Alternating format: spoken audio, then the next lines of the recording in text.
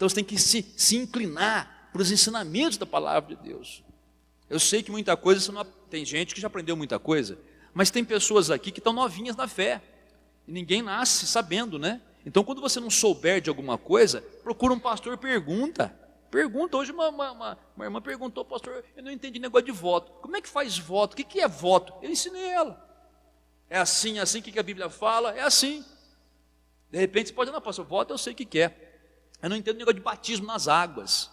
Então você vai perguntar. Aí o outro vai falar, eu batismo nas águas eu sei, pastor, eu não entendo o que é batismo no Espírito Santo. Vai perguntar, a gente ensina como buscar, mas você tem que procurar saber, conhecer e aceitar a palavra, crer na palavra e praticar a palavra. Amém, pessoal? Leia de novo, por favor, capítulo 4, versículo de número 21 agora.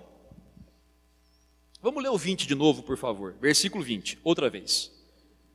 20, perdão, depois a gente vai para o 21. 20. Filho meu, atenta para as minhas palavras, aos meus ensinamentos inclina os ouvidos. Olha o 21.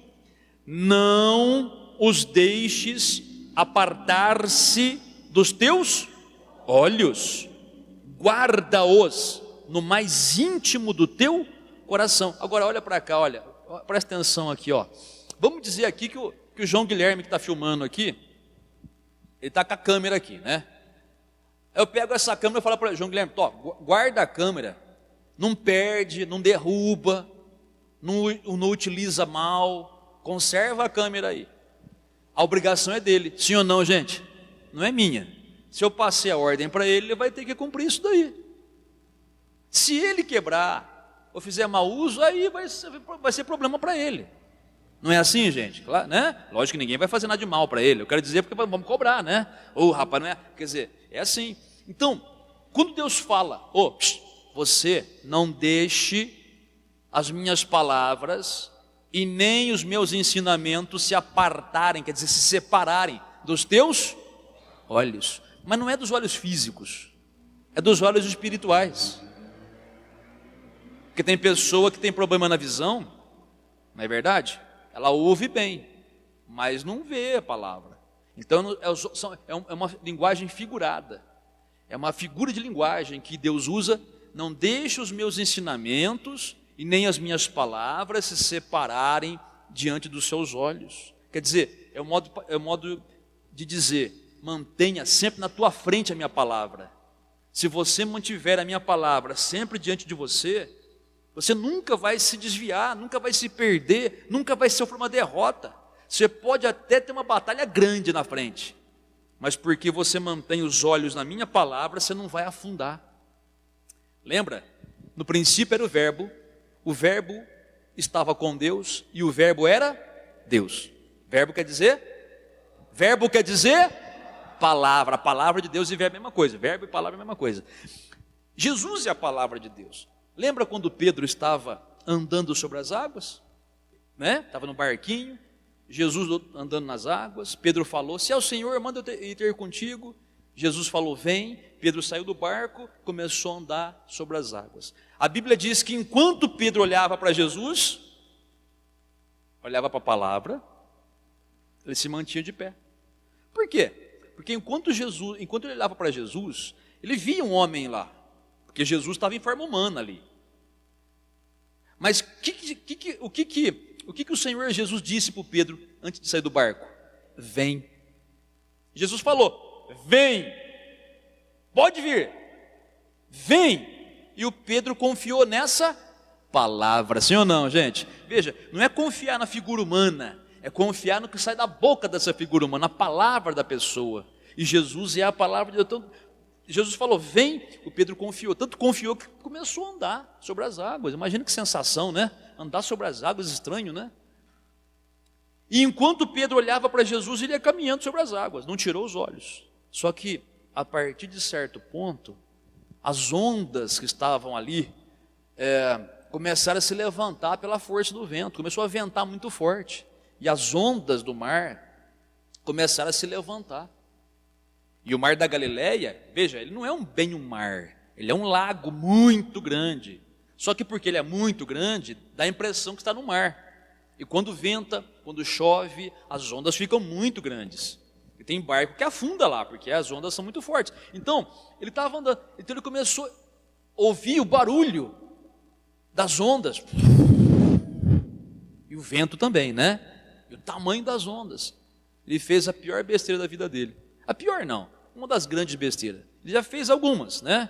Mas não estou menosprezando Pedro em hipótese nenhuma, tá? Homem de Deus, quem sou eu para falar dele, né? Ele andou sobre as águas, né? Coisa que eu acho que eu nunca vou fazer, né? Pelo menos uns passos ele deu. Então, quando ele tirou os olhos de Jesus e começou a prestar atenção na onda e no barulho do vento, ele desconcentrou. Ele olhou para aquela onda enorme, começou a olhar para aquele barulhão que estava fazendo, começou a afundar. Olha, é um fato que aconteceu. É um fato real, literal, só que exemplifica espiritualmente a nossa vida. Quando a gente tira os olhos da palavra de Deus, a gente começa a afundar, gente. Quando a gente começa a prestar atenção nas ondas, nos problemas da vida, na força do vento, que significa muitas vezes problema também, e significa a palavra dos outros. Quando a gente começa a dar atenção, né? Porque os outros falam, e tirar os olhos da palavra de Deus, porque eu sei que vai ter uma hora que você vai se deparar com a palavra do médico e a palavra de Deus, que vão ser contrárias. Vai ter uma hora que você vai enfrentar isso daí, tomara que nunca se enfrente, mas geralmente a maioria de nós passa por isso, eu já passei por isso. É aquela hora que Deus fala uma coisa e o médico fala outra, o que você vai fazer? Aí está na sua mão, em qual palavra você vai se fixar. Porque você não pode ficar entre as duas, porque senão você vai sofrer. Vai ter uma hora que você vai ter que ficar entre a palavra de Deus e a palavra de um advogado. O advogado vai dizer, não tem solução no teu caso, e Deus dizendo, para mim tudo é possível. E aí? Em quem você vai prestar atenção? Vai ter uma hora que você vai ficar entre a palavra de Deus e a palavra dos seus colegas. A palavra dos seus colegas que vão dizer um monte de coisa mundana para você, e Deus fala o contrário. Em quem que você vai prestar atenção? Se você confiar em Deus, Deus nunca vai te deixar afundar. E Deus nunca vai te deixar morrer no deserto. Por isso que ele fala, vamos ler de novo a Bíblia? Versículo 21. Não os deixes apartar-se dos teus olhos, guarda-os no mais íntimo do teu coração. Do seu interior, guarda e pratica. Guarda também quer dizer pratica, né? Vamos lá, versículo 22. Por que você vai fazer isso? Porque são vida para quem os acha. 22, vamos ler, vai. Porque são vida para quem os acha e saúde para o seu corpo. Olha para você ver, é muito claro, não é, gente? Vida para quem acha e saúde pro corpo. Não é saúde para a alma, não, saúde para o corpo, cura física. Veja que ele fala, se as minhas palavras estiverem sempre em você, como João fala, em João 15 fala, né? Se as minhas palavras, se vocês estiverem em mim e as minhas palavras estiverem em vós, pedireis tudo o que quiserdes e vos será feito. Então, enquanto você tiver a palavra no seu coração, você recebe a palavra, aceita ela, né? Você crê na palavra e obedece a palavra, mesmo que você esteja num deserto, sozinho você não está. Aliás, podia estar 1 milhão de pessoas com você, também não ia fazer resultado, não ia fazer diferença. Mas com Deus, um só na tua vida ali, toda a diferença é feita naquele momento. Amém, pessoal? Porque Deus é todo poderoso, né? Mesmo que você se sinta sozinho num deserto, aquele deserto quente, aquela situação difícil da vida, aí você se lembra que Deus está com você, como você ouviu eu pregar no comecinho. E depois você se lembra que Ele está em você, mas quer se manifestar. E aí você lembra que para Ele se manifestar, você tem que aceitar a palavra, já aceitou. Ouviu, né? Aceitou. Você creu na palavra, eu acredito na palavra. E você vai praticar a palavra. Aí então Deus começa a se manifestar para quê? Para te tirar do deserto.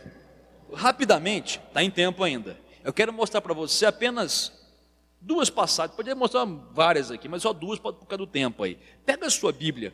Vamos ver um momento em que alguém saiu do deserto por confiar na palavra de Deus. Olha aí. Abra sua Bíblia, por favor, no livro de Atos dos Apóstolos. Atos dos Apóstolos, por favor. Atos dos Apóstolos, no capítulo 9. Leia comigo a partir do versículo 32, por favor. 32. Atos 9, 32. Passando Pedro por toda parte, desceu também aos santos que habitavam em Lida. Encontrou ali certo homem chamado Enéas, que havia 8 anos jazia de cama, pois era, o que ele era? Quer dizer, 8 anos numa cama sofrendo de paralisia. Continua lendo. Disse-lhe Pedro, o que Pedro falou para ele? Enéas, Jesus Cristo te cura, levanta-te, arruma o teu leito, ponto final. Ele imediatamente se levantou. Olha para cá, por favor, rapidamente, já lemos, mas só para explicar. Enéas era um crente. Como é que a gente sabe que ele era crente? Porque a Bíblia fala que Pedro desceu aos santos. Santo não é imagem de santo, não. Santo é a pessoa que é santificada pelo sangue de Jesus. Cada pessoa que aceita Jesus é um santo. Santo não quer dizer perfeito. Por favor, não faça piada, tá? Santa pessoa, não faça piada. Ela pode ter os defeitos dela, mas ela foi lavada pelo sangue de Jesus. O que ela tiver que acertar é com Jesus. Então não critica ninguém, não cutuca ninguém, deixa cada um na sua. Santo quer dizer separado, não quer dizer perfeito. Tá bom? Cada pessoa que de fato aceitou Jesus é um santo. É uma pessoa separada por Deus pelo sangue de Jesus.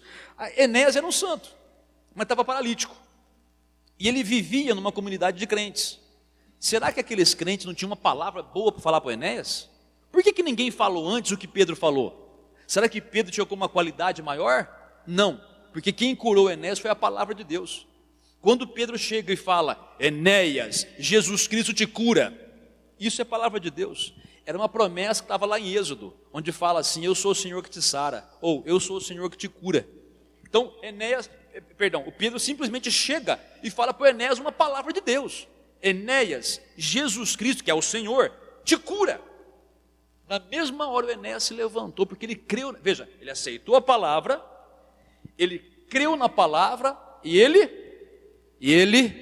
praticou. Amém, pessoal. Amém, pessoal. Enéas recebeu a palavra, creu na palavra e praticou. Ele foi se levantando. A perna não respondia, mas ele foi se levantando e acabou andando.